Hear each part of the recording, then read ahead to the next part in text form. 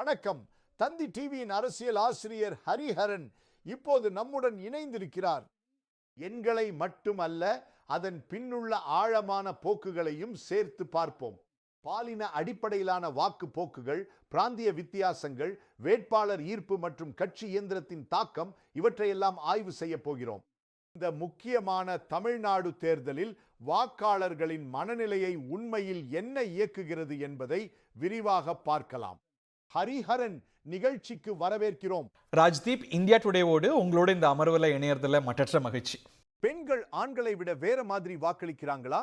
அது முடிவில் எவ்வளவு தாக்கம் செய்கிறது? பெண்களுக்கு தமிழ்நாட்டில் ஒரு டிஸ்டிங்க்ட் ஓட்டிங் பேட்டர்ன் இருந்து வந்திருக்கு. அது காலாகாலமாக இருந்து வந்திருக்குங்கிறத பார்த்துருக்கோம். பெண்கள் ஒரு தீர்மான சக்தியாக பல தேர்தல்களில் செயல்பட்டு வந்திருக்கிறாங்க.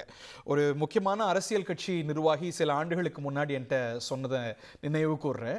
நாங்கள் அரசியல் குடும்பம் தான்.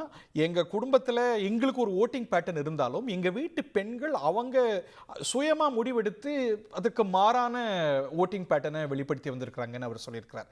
இது பெரிய குடும்பங்களில் மட்டும் இல்லை, கிராமங்களில், நகரங்களில் அப்படின்னு ஆண்கள் ஒரு மாதிரி வாக்களித்தாலும் அந்த வீட்டு பெண்கள் அவங்க சொல்லி கேட்காம சொந்தமாக முடிவெடுத்து தான் வாக்களித்து வந்திருக்கிறாங்க. இது பல காலமாக நம்ம பார்த்து வரோம். இது பல இந்திய மாநிலங்களில் இப்போ நம்ம பார்க்கிறோம். ஆனால் தமிழ்நாட்டில் பெண்கள் சுயமாக முடிவெடுத்து அவங்களுக்குன்னு ஒரு ஓட்டிங் பேட்டர்ன் பல காலமாக இருந்து வந்ததை நம்ம மறுக்கிறதுக்கு இல்லை. இதனாலேயே பிரதான கட்சிகள்லாம் பார்த்தீங்கன்னா அவங்க மேனிஃபெஸ்டோஸ் அறிவிக்கும் போது பெண்களை பிரதானமாக குறி வச்சு தான் அறிவிப்பாங்க. நீங்கள் மேனிஃபெஸ்டோஸ்லேருந்து ஒரு ஹெட்லைன் எடுக்கணும் அப்படின்னா இந்த ஹெட்லைன் கிராபிங்காக பெண்களுக்கான மேனிஃபெஸ்டோ தான் இருக்கும். உதாரணத்துக்கு கலைஞர் கொடுத்த கேஸ் அடுப்போ, இல்லை செல்வி ஜெயலலிதா கொடுத்த மிக்சி கிரைண்டரோ, ஏன் உதாரணத்துக்கு 2021 திமுகவுடைய மகளிர் உரிமை தொகை, அது மட்டும் இல்லாமல் இந்த பெண்களுக்கான பஸ் பயணம், இந்த தேர்தலில் அதிமுக அறிவிச்சிருக்கக்கூடிய ரெஃப்ரிஜரேட்டர், திமுக அறிவிச்சிருக்கக்கூடிய ஹோம் அப்ளையன்ஸுக்கான கூப்பான்ஸ், இது எல்லாமே பெண்களை டார்கெட் பண்ணி பிரதானமான வாக்குறுதிகள் பெண்களை டார்கெட் பண்ணியிருக்கிறத பார்க்கின்றோம். காரணம், அவங்க ஒரு டிசைசிவ் ஃபேக்டராக ரொம்ப முக்கியமான தீர்மான சக்தியாக இருந்து வரதை பார்க்கின்றோம். திரு விஜய் கூட பெண்களுடைய வாக்குகளை கணிசமாக எடுப்பார், இல்லை அதை கவர்றார் அப்படின்னு கருதப்படுகிறது. நாம் தமிழர் கட்சி பார்த்தீங்கன்னா சரிசமமாக இந்த கேண்டிடேட் லிஸ்ட்லேயே சரிசமமாக பெண்களுக்கு கொடுத்துருக்குறாங்க.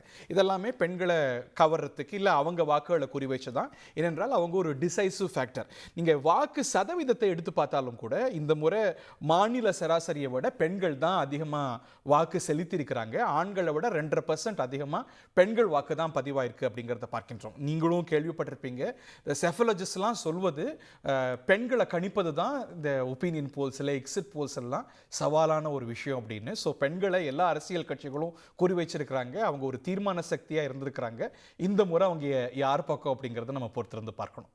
அப்படி என்றால் தெற்கில் உள்ள தமிழ்நாடு, கிழக்கில் உள்ள மேற்கு வங்காளம் மாதிரி மாநிலங்களில் தேசிய கட்சிகள் ஏன் இவ்வளவு மாறுபட்ட செயல்பாடு காட்டுகின்றன? 1967 தேசிய கட்சிகள் இங்கே ஆட்சி சக்தியாக இருந்ததில்லை. அவங்க ஒரு ஜூனியர் பார்ட்னராக திராவிட பெருங்கட்சிகளுக்கு, திராவிடியன் மேஜர்ஸுக்கு இருந்து வர்றாங்க. அது லோக்சபா தேர்தலாக இருந்தாலும் கூட இந்த நிலைமை தான். இதற்கு காரணம் நிறைய, பட் மொழியும் மொழி சார்ந்த அரசியலும் மிக முக்கியமான பங்கு தமிழ்நாட்டு அரசியல் வகிக்குது. ஒரு ரீஜனல் சென்டிமெண்ட்ஸ் ரொம்ப ஷார்ப்பாக ப்ரொனவுன்ஸ்டாக இருக்கக்கூடிய மாநிலம் இது. தேசிய அளவில் ஒரு கட்சி பாப்புலாரிட்டி பெறும்போதும் கூட not necessarily it translates into the popularity in Tamil Nadu.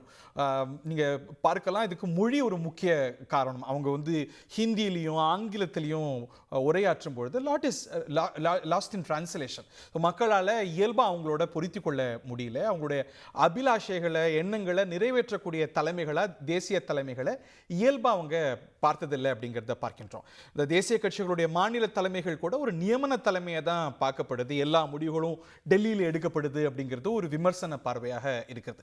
இதெல்லாம் தேசிய கட்சிகள் இங்கே பெரிய அளவுக்கு சோபிக்க முடியாத காரணங்களில் சில காரணங்கள்.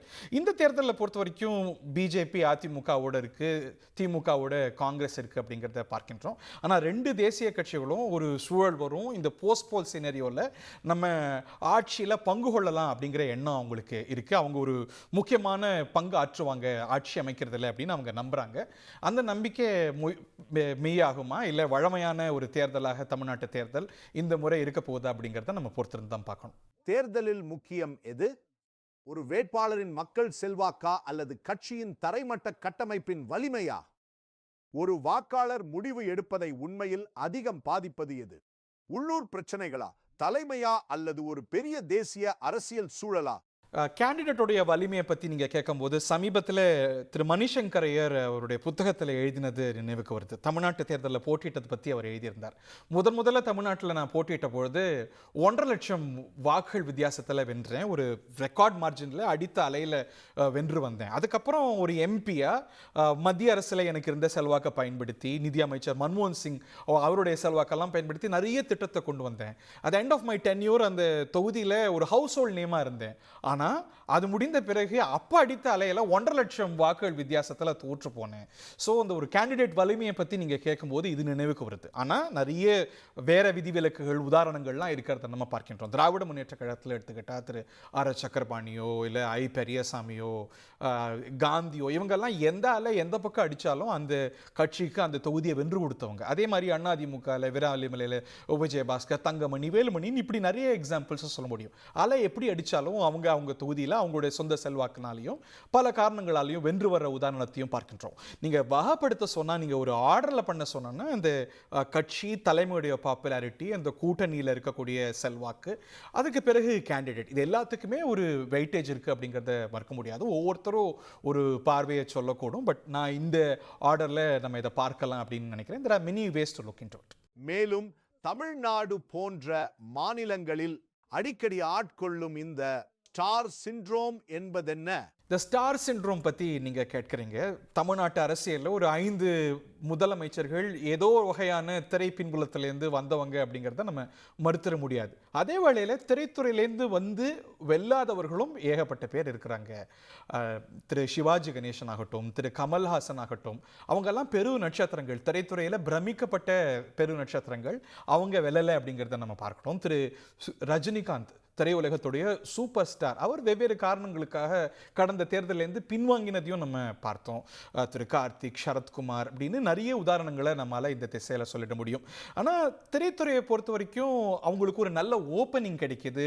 வேறு எந்த துறையினருக்கும் கிடைக்காத ஒரு அறிமுகம் இருக்கிறதுனால, இந்த சமூகத்திலையும் திரைத்துறைக்கு ஒரு பெரிய பங்கு இருப்பதனால அவங்க மற்ற துறையை சார்ந்தவங்க உள்ளே வரும்போது, புதுசாக வரும்போது பெற வாக்குகளை விட ஒரு நல்ல ஓப்பனிங் பெறாங்க அப்படிங்கிறத பார்க்கின்றோம். திரு விஜய் பற்றி தானே இந்த தேர்தலில் அதிகம் பேசப்படுது. திரு விஜய் இன்னைக்கு பெறக்கூடிய வாக்குகள் அப்படின்னு பார்க்கும்போது, அவர் திரைத்துறையில் சம்பாதிச்ச செல்வாக்கு, அதன் மூலமாக அவருக்கு கிடைத்திருக்கக்கூடிய பிரபல்யம், அதன் மூலமாக அவர் உருவாக்கி இருக்கக்கூடிய ஒரு கல்ட், இதெல்லாமும் கூட அவருக்கு கிடைக்க வாய்ப்பு இருக்கக்கூடிய இந்த ஓப்பனிங்க்கு ஒரு காரணமாக பார்க்கப்படுகிறது. ஆனால் அது அவரை போல் பொசிஷன் நோக்கி கொண்டு போகுமா, ஒரு ஆட்சி சக்தியாக நிறுவுமா அப்படிங்கிறத நம்ம பொறுத்திருந்து தான் பார்க்கணும்.